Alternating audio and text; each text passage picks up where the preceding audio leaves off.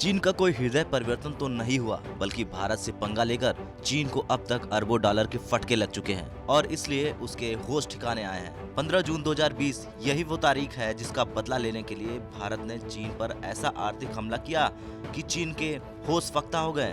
भारत में चीनी सामानों का बहिष्कार शुरू हुआ तो कई चीनी कंपनियों ने कॉन्ट्रैक्ट रद्द कर दिए। 2020-21 में भारत के सारे द्विपक्षीय कारोबार में 32.46% की गिरावट आई। सारे व्यापारिक माल के आयात के बारे में बात करें तो इसमें जबरदस्त 47.9% की कमी आई। वैसे अप्रैल के जुलाई के बीच चीन को भारत का निर्यात 30.7% बढ़ा है।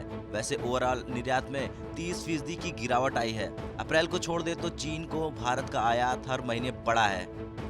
दरअसल भारत चीन के व्यापार में चीन ही हमेशा फायदे में रहता था, लेकिन चीन से हम जो सामान मंगाते थे उसके मुकाबले बहुत कम सामान चीन भेजते थे। लेकिन चीनी सामानों के बहिष्कार से ये सिलसिला उल्टा हुआ है। पिछले वित्तीय वर्ष में चीन के साथ भारत का व्यापार घाटा 39 अरब डॉलर था, लेकिन अब इसमें कमी आने की संभावना है। केवल द्विपक्षीय कारोबार में ही गिरावट की बात नहीं है, बल्कि चीन को सबक सिखाने के लिए कई चीनी कंपनियों पर भी नकेल कसी गई है। भारतीय रेलवे ने चीनी कंपनी के साथ 471 करोड़ का सौदा रद्द किया। BSNL ने नेटवर्क अपडेट में चीनी कंपनी हुवेई के उपकरण का इस्तेमाल नहीं करने का फैसला किया। तो वहीं बिजली मंत्रालय ने चीन से पावर सप्लाई सिस्टम आयात नहीं करने का फैसला किया। यही नहीं, डिजिटल स्ट्राइक नरेंद्र मोदी सरकार का एक ऐसा दांव था जिसने चीन को चित कर दिया। भारत सरकार ने कुल 267 चीनी ऐप पर पाबंदी लगा दी। ये पाबंदी एक बार में नहीं लगी, लेकिन इन सभी पाबंदी से चीन हिल गया, क्योंकि उसके टिकटॉक, PUBG समेत कई लोकप्रिय ऐप थे। इससे चीन को अरबों डॉलर का झटका लग गया। अभी हाल ही में सरकार ने इनमें से 59 ऐप पर स्थायी रूप से पाबंदी लगा दी।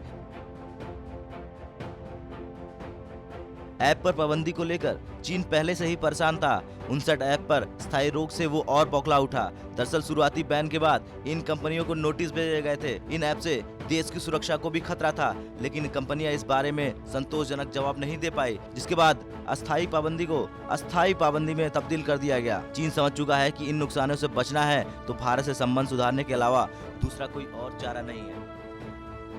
ब्यूरो रिपोर्ट, भारत तक।